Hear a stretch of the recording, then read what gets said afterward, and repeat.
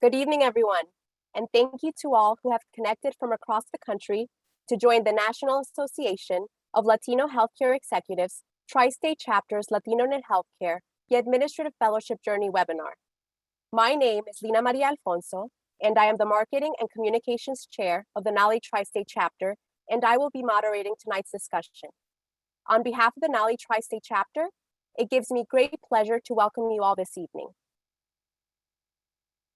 During tonight's webinar, I will give you a brief overview of what an administrative fellowship is before you hear from our panelists who are current and past administrative fellows. This webinar is being recorded and will be shared to all who have registered within a few days following the event.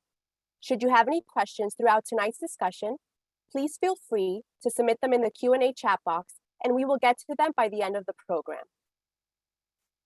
This event is being brought to you by the NALHE Tri-State Chapter. NALHE, which stands for the National Association of Latino Healthcare Executives, is an organization with over 16 years in the making. Our mission is to promote health equity for Latino communities by increasing our representation within our healthcare systems and by supporting policy, legislation, and regulation that seeks to improve health and the healthcare for diverse communities. We champion diversity, equity, and inclusion initiatives across all of our chapters nationwide. Our specific chapter covers the tri-state area of New York, New Jersey, and Connecticut. We welcome you to visit the NALHE website to learn more about what this professional organization has to offer. We hope you enjoyed today's webinar. Thank you again for joining us. So we wanted to provide a brief overview of what administrative fellowships are for those attendees joining us who are new to this career opportunity. According to the Association of University Programs in Health Administration, an administrative fellowship is a period of training following a formal graduate academic education, which can include a Master's of Health Administration, a Master's in Public Administration, a Master's in Business Administration, and even a Master's in Public Health, that lasts typically 1 to 2 years. The objective is to provide students with an opportunity to learn about healthcare administration through direct exposure and hands-on experience in diverse healthcare settings, including hospitals, integrated health systems, academic medical centers, and even independent multi-specialty physician practices. While an administrative residency or even an internship is one of the final steps that is often required to obtain a master's degree that occurs between the first and second year of graduate studies, an administrative fellowship is a postgraduate experience that is an option for early careerists to transition from academic studies to experimental learning, which allows them to further develop their leadership and problem-solving skills through structured projects, departmental rotations, or even a combination of both, while being exposed to senior leadership. Fellowships also provide a great opportunity to those who are undergoing a career change. While there may be a cost for submitting your applications, there is no cost to participating in a fellowship program, and fellows actually receive a salary and benefits which varies within each organization. While some organizations have their own specific website where students can apply to their programs with varying deadlines, usually ranging from September to October, many programs throughout the United States utilize NAFCIS, which is a centralized application service for administrative fellowships that offers 2 application cycles. Please keep in mind that for those students who are applying to programs that utilize NAFCIS this year, the first application cycle closes October 1st. So while programs vary within application requirements, typically programs require a resume, a cover letter, a personal statement, transcripts, can be undergraduate and graduate transcripts, letters of recommendation, often academic and professional, and even sometimes a writing sample. Keep in mind that the qualifications to apply to different programs throughout the country vary, but many of them ask for students to have their master's degree completed before the typical start date of July. After the application deadline, students who meet the requirements and stood out from the pile of applicants will be asked by their respective organization for interviews, which can be in the form of a phone interview, video interviews, and on-site interviews. Those lucky candidates who impress the organizations will receive final offers, typically in October and November. All of our panelists tonight are going through fellowships or have gone through administrative fellowships. So we have the honor of having 6 panelists tonight who represent current and past administrative fellows. Yolanda Gonzalez is the Administrative Director for Pediatric Surgery Pediatric Urology, Pediatric Cardiology, and Child Protection Program at Mass General Hospital for Children.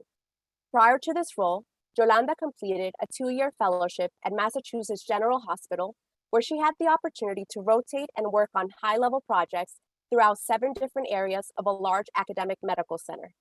Yolanda completed her bachelor's degree in Human Development and Family Sciences from the University of Texas and her master's degree in Health Policy and Management at Boston University School of Public Health. Yolanda is also the host of the Healthcare Leadership Mindset, a podcast that provides an inside peek into a healthcare administration career.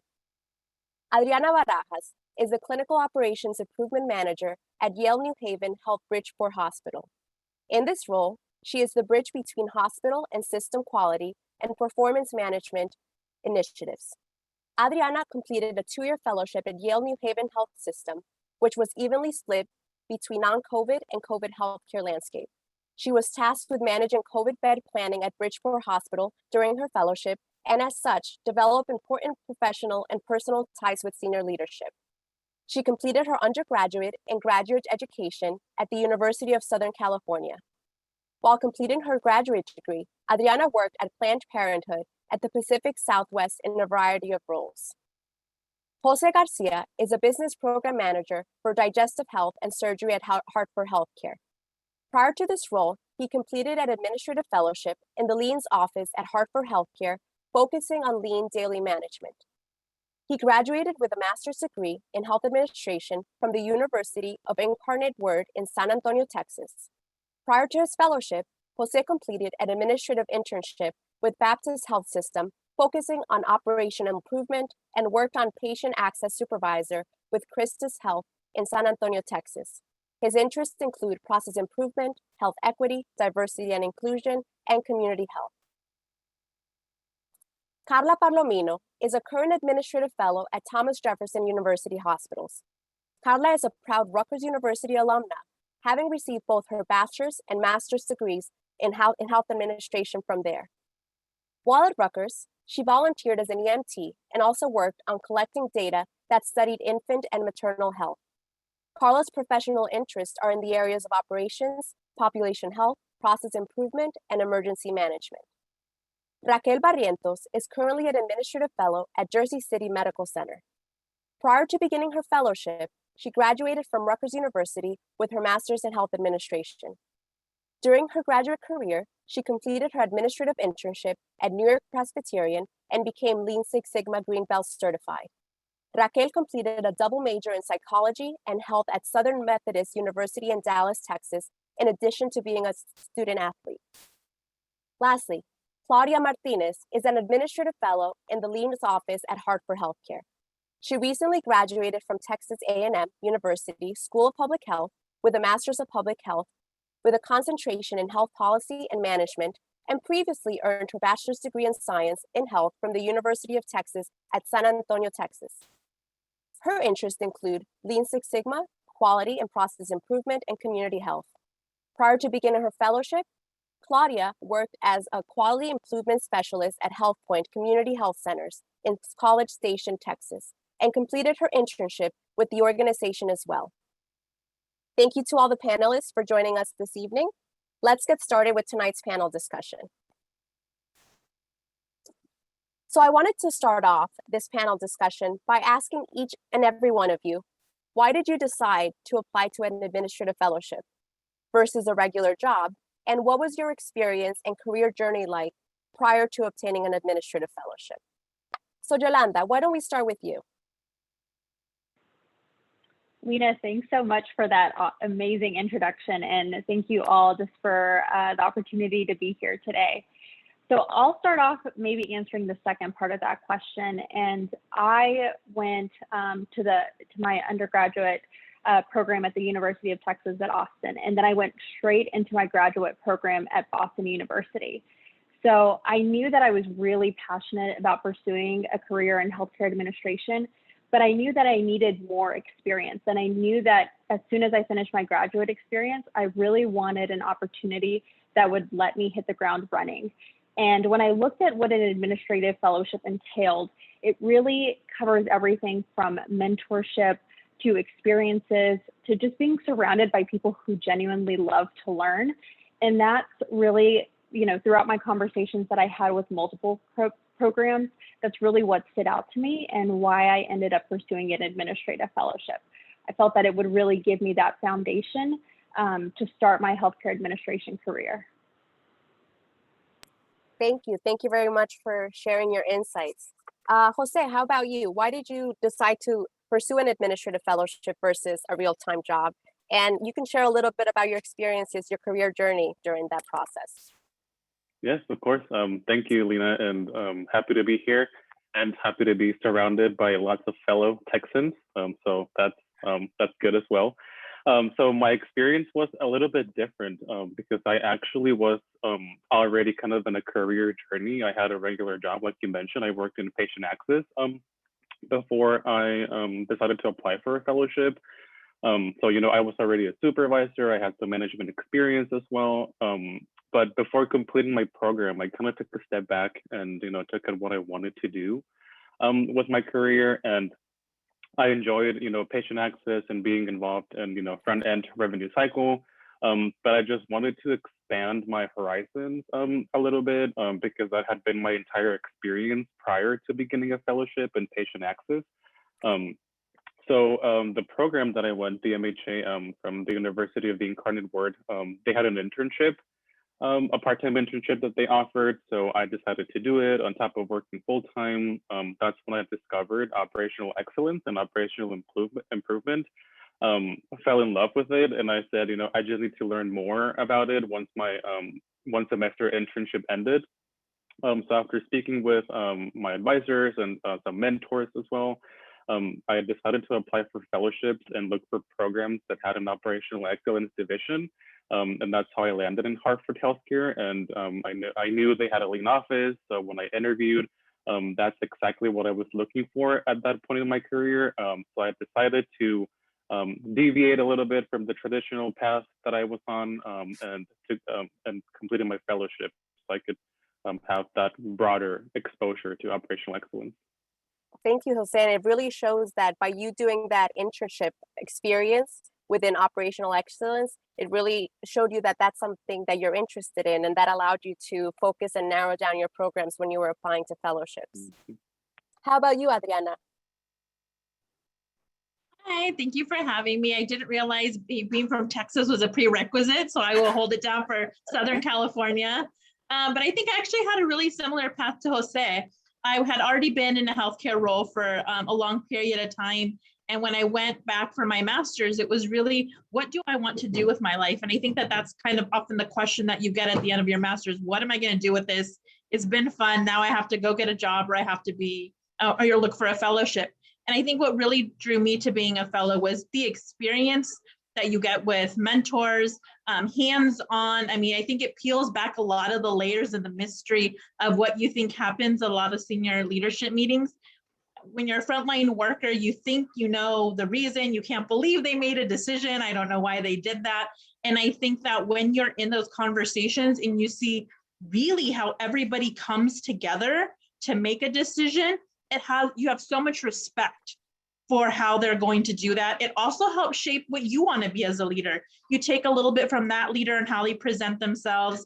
You take a little bit from that leader and how they're really good about looking at data. So it allows you to piece together who you want to be. And I chose Yale New Haven really for the culture fit. I think, I mean, like many of you, I wasn't from the Northeast area. So finding some place where I was going to feel comfortable was really important to me. And I love that it was a 2-year fellowship. I think uprooting your life, you want it to be a little bit longer. You want it to make it, seem worth it. But I think a fellowship is just a great way to do that. Thank you. Thank you for sharing. I can highly agree. Something to share with the audience. I myself did an administrative fellowship at Columbia University Irving Medical Center, and I completely agree that it offers that mentorship, that exposure to different senior leadership. And by seeing how the leaders operate, how they make decisions, you could add those leadership skills to your leadership toolbox to when one day you're a manager and you're leading. That's something that you could lead with. Carla, how about you? Thank you, Lena. And again, thank you for having me. I'm happy to be here. Similar to both of you, actually, I also had some roles prior to starting my fellowship. I had always been working full-time throughout undergraduate and my graduate years. And I always knew I did want to go into healthcare. And so all those roles were healthcare oriented. One was in the health policy and reform space, and the other in the population health space as a navigator. And while I felt that those experiences were really enriching and I learned a lot, I knew that ultimately where I wanted to land with my career was in hospital operations. And so a fellowship was really enticing to me because I felt that it was a really great multifaceted experience where you're kind of exposed to a little bit of everything and you're exposed to all of the leadership all at once. And I really felt that fellowships also really promoted learning and growth, which is not sometimes something that is paved into a traditional career path. And so I really wanted to pursue that route because I felt it was just the experience that I needed prior to moving into a leadership role. Thank you. And I completely agree. Just a little insight with a fellowship versus a regular job, you have that opportunity to continue learning, to continue asking questions. They know you're there to learn and you can provide value to the organization. So it's definitely a continuous learning opportunity. Raquel, how about yourself? So I completed my graduate degree right out of undergrad, and I didn't have a lot of experience. So I knew that I wanted to complete a fellowship program after graduating. And so I hit my feet running, and I worked as a secretary for the first year at Robert Wood Johnson in the cardiovascular intensive unit. For the summer, I completed my internship at New York Presbyterian, which I think gave me a lot of experience. And during that time, I also, volunteered. I got involved with organizations within the school as well as outside organizations. And I wanted to complete a fellowship for about 3 specific reasons. And the first was that it would provide me and it would give me the exposure and experience of rotating through clinical and administrative rotations, which would kind of help to give me a direction towards my degree, towards my career. And the second reason is that it also does put you in a unique position rather than a regular job, and that it does expose you to senior leadership and you get to work with them directly with projects. And so it helps you get that tough skin to receive criticism as well as to learn from their experiences and learn how they lead big groups of people. Thank you. Thank you. I can see that's definitely a common trend, that being exposed to senior leadership, working on different projects through rotations. So that's something that an administrative fellowship has been offering to all the different programs that you guys have participated in. Claudia, how about yourself? Hello, thank you, Lina, for having me. Thank you, everyone, for being here. So happy to be here today. So like many of y'all as well, I did say y'all, I'm from Texas, sorry. But I definitely did go the administrative fellowship route due to the fact that I really did want the additional experience. I have a degree in health with a concentration in community health from the University of Texas at San Antonio. And right after my undergraduate program, I began my graduate program at Texas A&M in public health. And throughout that, I'd also been interning and working in various healthcare spaces, from primary care to academic healthcare. And then I worked for a federally qualified healthcare center. I enjoyed all the spaces so much, but I really did see that I wanted to have that exposure and experiences with senior leadership at a system level and to have as many experiences as possible. And so that was definitely the reason I chose to go the fellowship route versus the traditional route. Thank you. And thank you, everyone, and all the panelists for answering this question. I think it really just shows the attendees that prior to beginning a fellowship, everyone has their own specific career route. They could have more specific in patient center. I know, Jose, you were working with a lot of patient access, but perhaps, and I know Adriana has background in Planned Parenthood.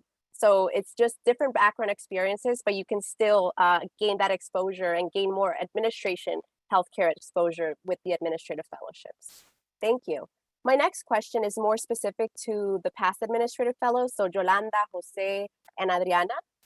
So now that you've completed your fellowships, how instrumental would you say that a fellowship has been to your professional development?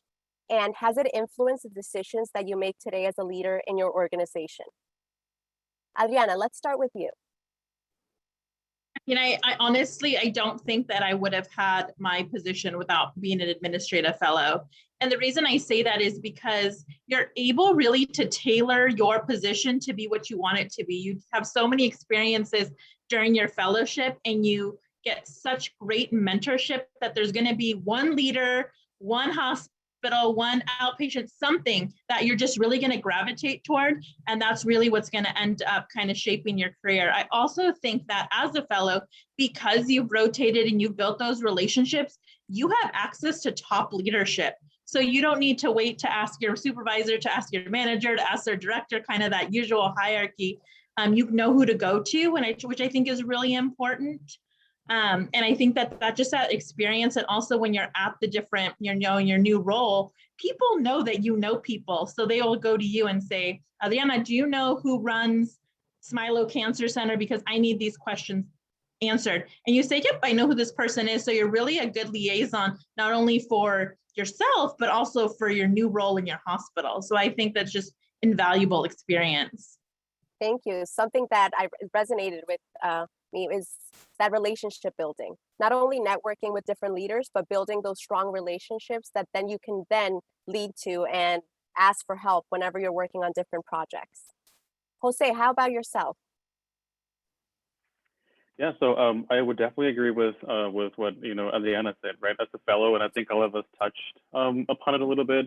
It's that mentorship that you're able to receive when you're a fellow that maybe you're not able to with a traditional route. So I would go through my preceptor's calendar, right, and I would see meetings on her calendar, and I would say, hey, this seems interesting. Can I join? Or can I join? Can I attend ELT meetings, like leadership meetings? So I think I wouldn't have been able to do that if I weren't a fellow. And I think that also provides you with exposure, right? So seeing so many leaders in the organization, you're also able to kind of shadow them, right, and see what works for them, what doesn't work for them. You receive all of that knowledge that they have as they have progressed in their career, and the positions where they're currently at. So yeah, I would say I don't think I would be in this role if it wasn't for my fellowship, just because of everything that it exposed me to, and especially being in the lean office. I was able to work on lots of initiatives throughout the organization that I think a more traditional route. Again, I already had some experience, right, in patient access. So I knew everything about that, right? I knew everything about patient registration, insurance, co-pays, right, rev cycle. But this fellowship provided me with that, what I was looking for. So I was able to get valuable information from the leaders that I was able to shadow.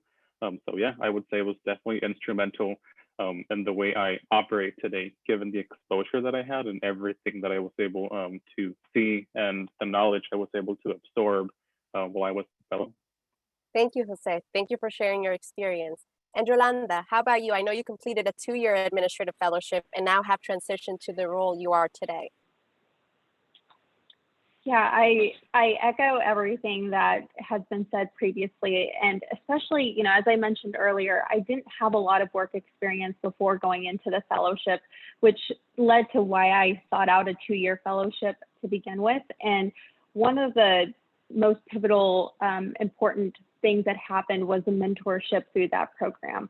I think Adriana and Jose mentioned this earlier, but having people that I could go to and really on a personal level, ask why they made the decisions they did, and really got a deep understanding of what were the frameworks that they used when making decisions. And they have been in this healthcare industry for years. And so really getting to learn from their years of experience, kind of like packed into the 2 years that I was in the fellowship, was so invaluable and something that I reflect on to this very day. And it was really, to this day in my role, there are relationships that I've developed from the fellowship where if there is a challenging situation that I am confronted with at work, I know that I have resources to go to and to help me think through how to successfully navigate those challenges. And I think that, having that, especially, for someone going into any position, is so important to have. And another thing that I would add is I think a lot of administrative fellowships really want to invest in your professional development. So conferences were made available to me. There's a professional leadership program that my organization sponsored me for. And that really gave me the confidence that this is an organization that wants to see me succeed and is prepared to give me the tools that I need to successfully navigate through this organization. So that was something that really influenced me and helped me and get to where I am at today. Thank you all three for your responses. I definitely see a theme that through these administrative fellowship experience, they've shaped your career through the mentorship you received, through the relationships that you built, and also through the commitment that the organization had on you through the professional development, through the different conferences and professional development workshops that you attended. So now I wanted to segue to current administrative fellows, so Carla, Claudia, and Raquel. So as current administrative fellows, what are some of the lessons that you have learned thus far? I know you just recently started your fellowships, you're a few months in. And are there any skills that you have been able to help you navigate through different projects that you've been involved in? Raquel, why don't we start with you? Yeah, so I think we'll start with the skills. Some of the skills that I think have been instrumental in my fellowship thus far is Excel. So you do a lot of data analysis and you get asked to, pull apart different things to give reports to different senior leaders by a certain date. So I think Excel skills is very important in your fellowship. And I would recommend that if you're not good with Excel, take a class and get yourself familiarized with some of the formulas. The second thing I would say is Lean Six Sigma. There have been some projects that I've worked on where I'm streamlining processes, just so that it's more standardized and that there is a system in place with following certain steps. So those are two skills that I would highly recommend. And to answer the question of what are some lessons that I've learned, I think is to be comfortable with being uncomfortable. You're going to be asked to do things that maybe you don't feel like you're ready for yet. But these things are there to help you grow. So giving presentations and putting yourself outside of what you're comfortable with, it really helps you to, get uncomfortable and familiarize yourself with the systems that are in place. Thank you. I highly agree. Having the data analytic skills and that process improvement has definitely helped you in your current fellowship. And just that knowing that through a fellowship, it's okay to not know all the answers. And they understand that you're still learning. So by being there, you're getting exposure and you're learning a little bit more. Carla, how about you? Yeah, absolutely. I can definitely echo what Raquel was saying in regards to one of the biggest lessons is trying to just remember day to day that it's okay not to know, and it's okay to ask questions and ask for help because that's really why you're there. So I think that's crucial because I think a lot of times it's really easy to be hard on yourself, especially when you're in that cycle of administrative fellowship. You knew how competitive it was to get to that spot. And so it's easy to be hard on yourself, but you kind of have to remember to take a step back. And then I think something else that I have noticed so far in my 2 months in my fellowship is that there are definitely some challenges with being in a virtual environment. I think that the world that we live in now with Zoom, I'm very much so an in-person kind of person, and I've always liked to engage in person. And I think showing that you're engaged in a conversation, showing that you're engaged in the meeting, and just keeping mind of your body language and your facial expression is really, really important to make sure that you're engaging with all of the stakeholders that you're meeting with and all of the senior leadership. So I definitely think that that's one of the biggest takeaways as well so far, and something to be mindful of. And then as for skills, again, echo what Raquel said about Excel. It's been super crucial just to break some data down, analyze some trends, and kind of report back what your findings are. And then I think also some project management tools have been really helpful. I think it's important to recognize that in a fellowship, you're going to be working on multiple things all at the same time, and kind of staying organized either through timelines and Gantt charts, project charters. Those kinds of things are really, really helpful to make sure that you're staying on track. Thank you. So it definitely shows that if you have those skills or certifications, they can definitely help you throughout your fellowship. And with the virtual environment, I know a lot of you guys went through fellowships through the COVID pandemic, which some were very involved through on-site activities, but some had to do things virtually. It just teaches you that you have to be flexible and adaptable, and that's a trait that you will have to learn as a leader as well. And Claudia, how about you? All right, I can definitely answer this first one first with the skills. I really agree with the hard skills, the software, especially Excel. I probably use Excel on a daily basis. But in addition to Lean Six Sigma, being in the Lean office, we are fully immersed in Lean all the time, but we really do try to make it part of our work culture and our operating model. So really utilizing those tools to work on your projects, to keep things streamlined is incredibly crucial. In addition, I would love to echo God love with project management skills. Those have been absolutely crucial to me as well. Being able to put together different documents and keeping things on a Gantt chart and making sure we keep things on a great timeline for the customers has definitely been imperative to my success thus far. Additionally, one of the lessons I've learned is progress happens in small steps. So giving yourself grace throughout your fellowship, especially at the beginning. It's okay, like I said, not to know things.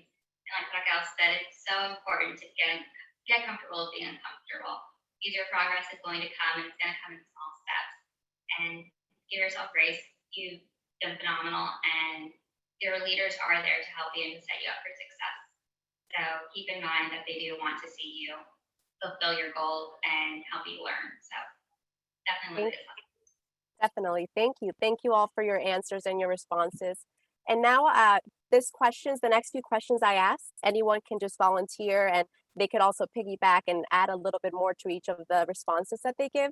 A few of the attendees, actually it was a common question that we received, is what can they do to be strong candidates and actually stand out in the application process? And how can those candidates with minimal experience stand out as well? Anyone would like? Oh, yeah, Carla, please. Thank you. I think one of the things that I find that's really critical, especially as applications are rolling in right now, is that candidates should really, really make an effort to just be informed on the organization that you're applying for. A lot of times we know that the fellowship process, sometimes you're applying to 10, 15 sites, whatever it may be. And so it can kind of be easy to copy and paste maybe a personal statement. But I think the candidates that really do stand out are the ones that are really thoughtful in their responses and the ones that really make an effort to link what their career goals are as it relates to what the organizational goals are. So I think that's a biggie. And then as for candidates with minimal experience, I think it's also really just important to remember that a lot of fellowships are meant for early careerists. And so it shouldn't scare you or keep you away from applying to fellowships. But I definitely think it's an opportunity for candidates to hone in on their skills, things that don't necessarily require experience, like Excel and other data analytics tools. So I think that's a really good way to make yourself stand out and still be competitive, even with minimal experience. Thank you, Carla. Does anyone have anything else to add? I would echo what Carla said. I think that it's really important to make yourself, you are a unique you, and you want to be that unique you. You want to stand out. And one of the things that I have found in my, 3-4 years reviewing applications is that writing is one of those skills that I guess has been lost along the way, and I don't know why. So I know that Yale, New Haven in particular, we definitely, I don't want to say we're English teachers because we're not, but we definitely look at, what are you putting for an essay? Is your personal statement different from your resume, because they should be different? And I've read some essays and I'm like, what, this person's an amazing writer and great, but they didn't answer the question, or they're so used to referring to things off of a book that I don't know what your unique thoughts are. I know what the book said. I read the book, but what were your unique thoughts? How are you going to put your own unique spin on it? So really, I think that what I'm saying is be you, and it's okay to be you. Thank you. Definitely shows that you have to be yourself and make sure you're showing yourself through the personal statements. And also something that I learned is make sure your personal statements are personalized to the organization. You want to make sure you spend that time to really invest in looking at the organization. Why is this organization benefit me, and how can I benefit the organization? So make sure you personalize and spend time on your personal statements. I know this is, since a lot of attendees asked this question, anyone else want to add anything else? I know Jose The unmuted only, himself. Yes. yeah, the only, vete para allá. The only thing I would add is, like Adriana said, which is capitalizing on that personal statement, because, you know, we can all review resumes, right? We know what your work experience is. We know, you know, what you did for a living and everything, but, you know, understanding the why, and why you're doing a fellowship, why you went into healthcare, that you're not gonna get from a resume, right? You're gonna get from the writing sample and from the personal statement. So, you know, ensuring that, you know, you really tell your story, like Adriana said, you know, you're a unique person, right? And you're applying for a reason, so show that. And on the minimal experience, you know, that's the question that I get a lot. Capitalize any experience that you have, whether it's volunteering, whether it's, you know, through school, whether you had a job maybe outside of healthcare, you know, in retail, whether you were a cashier, you know, and relate that to healthcare, right? You know, how did being a cashier, how did working in retail, maybe you can translate that into patient experience, right? Because you dealt with people, you worked with a team. So don't be afraid to, you know, show whatever experience you have, and, you know, capitalize it. So. Thank you. I can definitely say that show the organization that you have transferable skills. Perhaps you don't have specific skills in healthcare administration, but you have more patient facing. I think as a healthcare leader, those individuals that have that experience working with patients can better be informed to make those leadership decisions. So now to segue to a different question. I know we previously mentioned that as administrative fellows, you have opportunities to work through different rotations in high-level projects. Can you name a project that you were involved with from start to finish that perhaps challenged you, but also helped you enhance your skills? And this can go from anyone that's currently a fellow or also anyone that was a past fellow as well. I can start off by answering this question. Sorry. Yes, so during my internship, I actually was given a project to create a surge plan.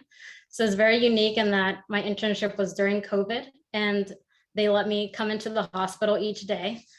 And it was challenging in the fact that because you're an internship, you don't have that experience with the people yet. So you're just thrown into the environment and you have to very quickly build those relationships.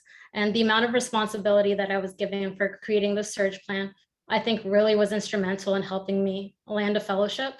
So, you know, deciding on which units to open first, which units are going to be strictly COVID, which units are going to be just patients that, you know, are dealing with other issues. And so that was a big responsibility. And, you know, having to connect with physicians from different departments and work with them within just 8 weeks was the challenging piece. Thank you. Thank you for sharing your experience. And definitely, it might have been challenging, but you developed those skills that you were able to transfer to your fellowship.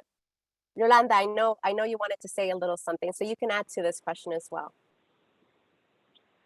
So I was going to, you know, share a similar project experience. When I first started at Mass General, I rotated in a rotation called Patient Care Services, where I was located on an inpatient unit, and I was working very closely with the nurse director and the clinical staff in that area. And one of my projects was developing a handoff between our nurses and our patient care associates, because previously there hadn't been a process that existed. And my nurse director was an amazing mentor. She really just let me take that project. She let me select the team. And in that process, you realize, who are the key stakeholders? Who do I need to bring to the table to set a process like this in place? And I was just starting off in the organization. So to the point that Raquel was making earlier, it's so important and crucial to develop that trust and develop that relationship with those individuals that you're bringing forth. And you may not be able to have a one-on-one conversation with everyone on the floor, but that's why those key stakeholders are so important. And that's why you really do need, I learned that I needed to rely on my mentor, the nurse director, to help me identify and confirm who those key stakeholders were. And I would say a really important takeaway from that project was leading through influence. These individuals did not directly report to me, yet they, you know, how could I have them consistently at each meeting on a week-by-week basis. And that does take that relationship building and trust building initially to make sure that those individuals are on board. And I think it taught me a lot about leadership in general. Just because people report directly to you does not necessarily, make you a great leader. So having those skills early on was very important and something that I really reflect on to this day. Thank you, Yolanda. And it really goes back to the individuals that you make relationships with, and also observing as a fellow. Not only you're learning as you're working through your projects, but you're learning also through observing the different leaders, how they interact with one another, how they treat the patients, how they treat the physicians. So it really goes to show it's important to be there, to be present, and to learn as much as you can. Before we segue to a Q&A, I did want to ask maybe one or two questions. We have 3 questions that some of the attendees just asked is, were there any challenges that you faced during the application process, knowing that we understand that all you here had to go through this lengthy process, not only submitting a lot of different applications, but also going through back-to-back interviews throughout the different organizations that were there any challenges throughout the whole application process that you had to experience?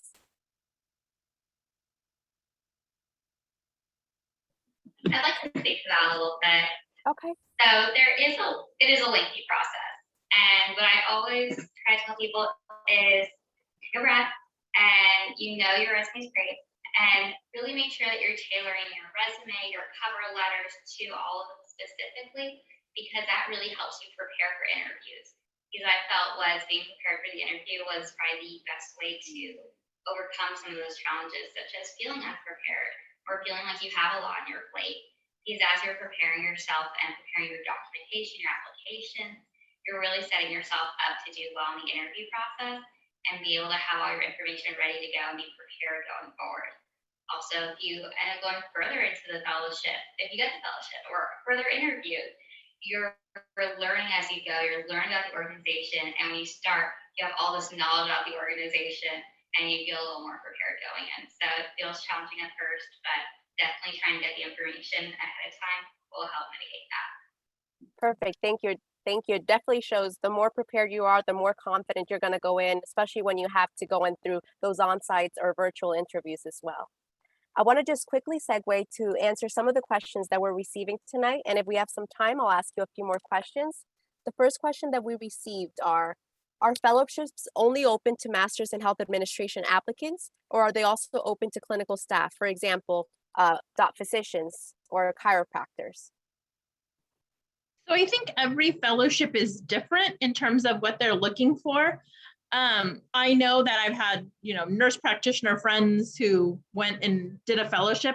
My only caution would be that if you're clinical staff, be aware of what you're going to be asked to do. I think that sometimes when you come in with the clinical staff and knowledge, you're so good at what you do that you want to change processes, that you're really going to have to take a step back and, I'm trying to say this PC, humble yourself. Let me put it that way.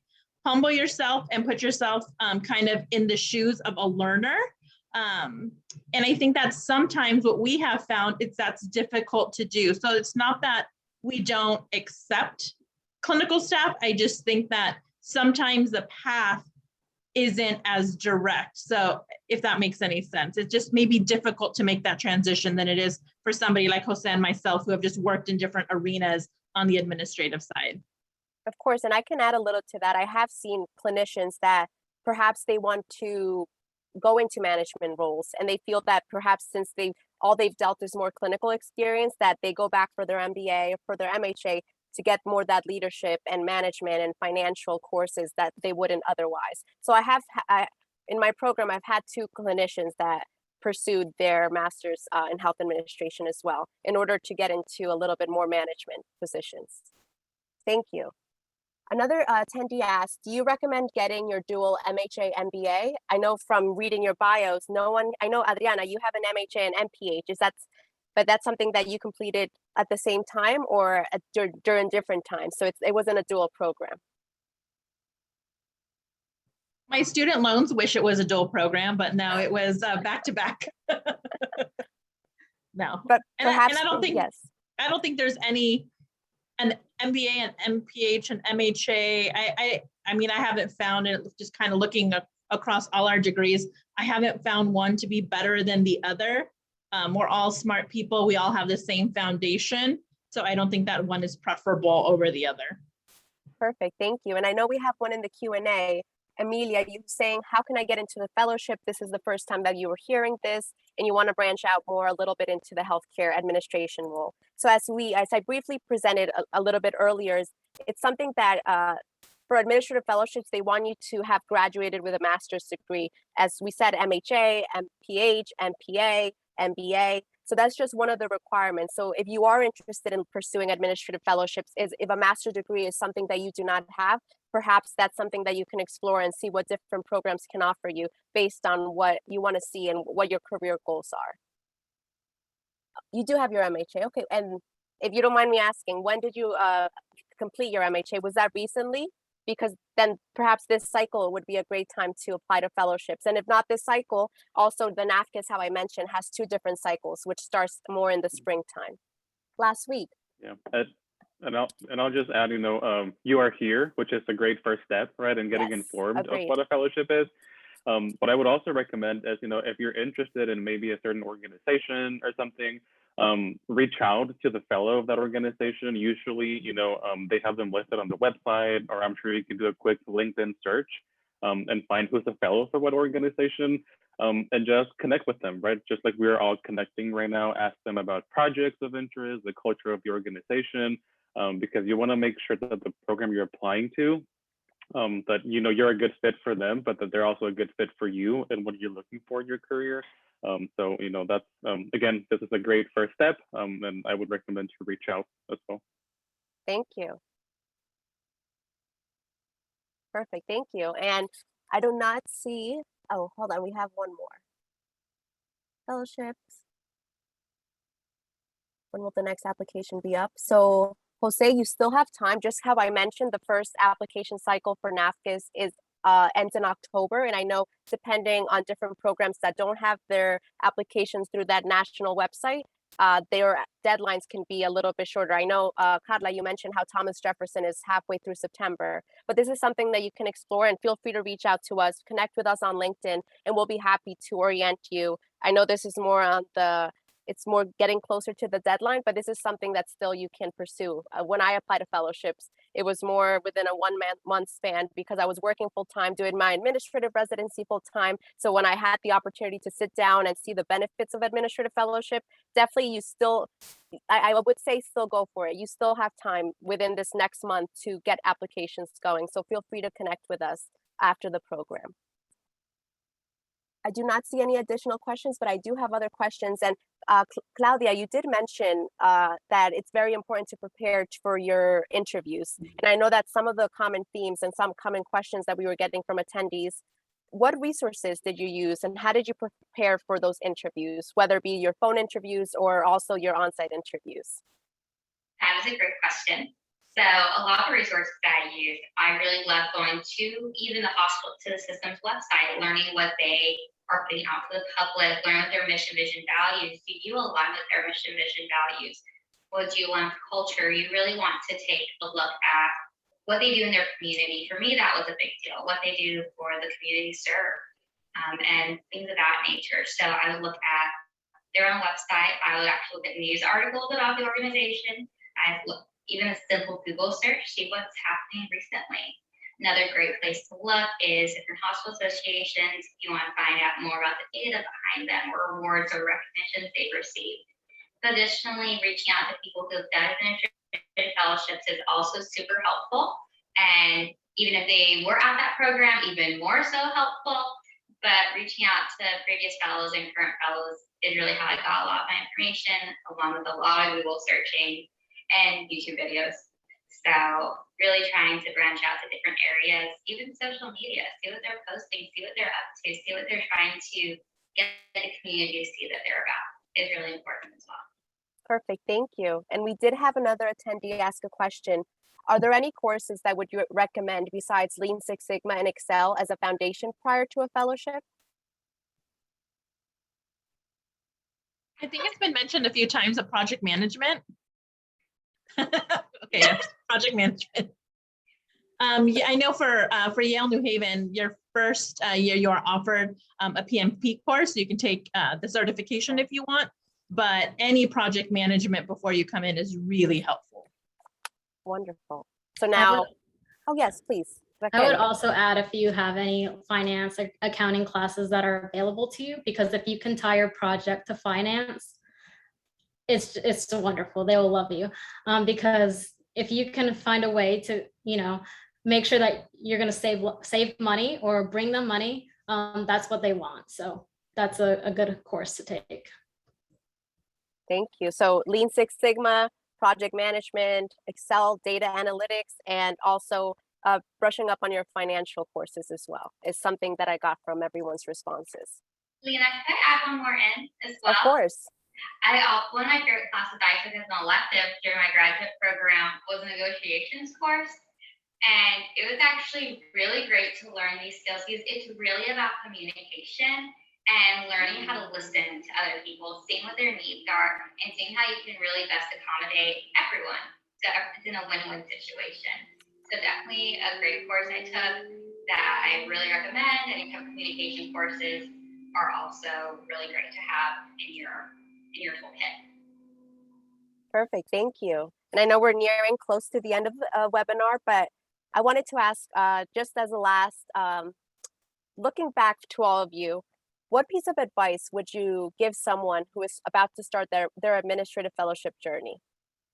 If you can give them one piece of advice, especially some attendees here is their first time hearing about administrative fellowships, or perhaps they have already completed their application process, they're about to submit. So anything throughout, either if they're a current fellow, if they're currently going to begin their administrative fellowship, or even the whole application process. So this goes for everyone. So Carla, why don't we start with you? Yeah, absolutely. I think I touched base on this a little bit before, but I definitely think it's really, really crucial is to ask for feedback, because you need to recognize that you will have learning gaps, and that's okay. And I think going into a new role, there's always some lack of confidence maybe, or even fear. And so I think understanding that it's okay to not know everything is really important. Thank you. Yolanda, how about you? Yeah, I think one thing I would go back and tell myself is, as someone said this earlier, it's being yourself. And I know that sounds so simple and maybe not very helpful, but when you're going through the process, it's not just the organization that's interviewing you, you are also interviewing that organization, and you want it to be a place that's going to help you thrive, to help you grow. It has to be a good cultural fit. And I think unless you're pretending to be, try to fit into that organization, you're not going to grow there. And so I think going back and telling myself, if I go into this interview and there's something that feels off, that's okay. That's probably not where I'm supposed to be. So I think just having the applicants keep that in mind throughout, not just the administrative fellowship process, but just throughout any process where you're looking for your next role is something to keep in mind. Thank you. Jose, how about you? What piece of advice would you want to give the attendees tonight? Yeah, I think looking back at anyone that's about to, start this process, or that is going through a fellowship, or once you get to the fellowship, is you won't receive what you don't ask for. And I mean this, a lot, the organization, they know what a fellow is, right? They invested a lot of resources, but it's really ultimately up to you to set the path for your fellowship, whether it's the organization, paying your ACHE fees, or whether it's attending a meeting, whether it's, doing a one-on-one with someone, even something like a headshot, right? It's, if you want something, ask for it. The worst they can say is no, or not right now. So, just don't be afraid to put yourself out there and, be advocate for yourself as you complete your fellowship. And then another thing real quick, I just wanted to mention, completing a fellowship is not the only way to advance in your career, right? So, many of the best bosses that I've had, they hadn't completed a fellowship. Some didn't even know what a fellowship was. So, whether it's maybe your first round and you didn't get on a fellowship and maybe it's not, within your plans to apply to the next cycle, don't be discouraged. A fellowship is just one of the many venues that there are in advancing in your career as a healthcare administrator and what you want to do. So that's one thing that I would tell myself, because I know I was very stressed, about getting fellowship and, put a lot of time, effort, resources into it, which is good. But eventually, if you don't get one, I know it's easy to say this now that I've completed mine, right? But it's not the end of the world, and you can set your career for whatever it is that you want to do. So, Thank you, Jose. Adriana, how about you? What was the last piece of advice you would like to leave the attendees tonight? I think Carla and what Yolanda said, just trust yourself. I think that you get to a point, especially when you're doing your fellowship, that you've already made it this far, right? You're in the organization, you've been hired, and it's so easy to start to second guess yourself and to wonder if, did I make the right decision? Is this the right organization? Are they gonna like me? They already liked you, they already hired you. So I think that just, like Yolanda said, being genuine and trusting yourself, I think will get you much further in your career than trying to put up a front or be something that that you're not. Thank you. Raquel, how about you? So to those who are applying, I would say to be confident. Once you make it to the interview rounds, you're on the same playing field as everybody else. So it's just about presenting yourself, be confident about your skills and your abilities, and the rest will pay forward. And the second piece of advice that I would give is once you're in your fellowship, you will get out of it what you put into it. So throw yourself into projects, raise your hand, be involved, and ask to be involved in meetings, and do whatever you can to get the best out of your experience. Definitely. It's something that graduate school professor always said, be a sponge, absorb as much as you can, take as much projects that you can, volunteer for everything. So that definitely resonates with me. And Claudia, how about you? I'd really like to say, take every opportunity you can to learn. So a lot of what everyone has been saying is, yes, be a sponge, throw yourself into projects, and you'll really get a lot of what you put into those applying for fellowships. I couldn't agree more with Yolanda saying, and Adriana, be yourself, be your most authentic self, because that's who they want to get to know. Your resume is going to have all of your skills. They've already been impressed by that if you're already in your interview round. And now they really want to get to know you, your why, and how you're going to be able to come to this organization and do great things and really be able to serve that community as well in our organization. So just be yourself and give yourself grace, because I know it's very stressful.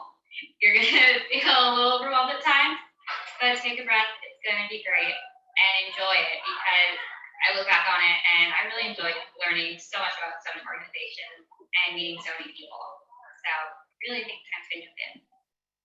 Thank you. Thank you to all the panelists for your responses. And we're actually out of time, but I wanted to thank you all for participating. And on behalf of NALHE Tri-State, I wanted to thank all the attendings for joining us. We hope that this webinar was of value to you, and that for those that are applying to fellowships, that you're even more encouraged and motivated to apply and feel more confident that you are capable of doing this. And panelists, thank you again for giving up some of your time. You're very busy in your current roles. And just by you sharing your administrative fellowship journeys, it's really inspiring these future healthcare leaders as well. And listeners, something that Jose just previously said, just keep in mind that administrative fellowships is one option in your career in order to start this healthcare administration career. But for those that do want to pursue this healthcare administration career, know that NALHE Tri-State is here for you, and we wish you the best of luck. And know that you can connect with any of the panelists here and myself on LinkedIn if you should have any further questions. And this event was brought to you by NALHE Tri-State Chapter. If you're interested in learning about this organization, you can feel free to follow us on each of our social media platforms. And we wanted to thank everyone for joining this webinar, and we wanted to wish you a happy, have a wonderful evening, and thank you very much. And feel free to contact us if you have any questions.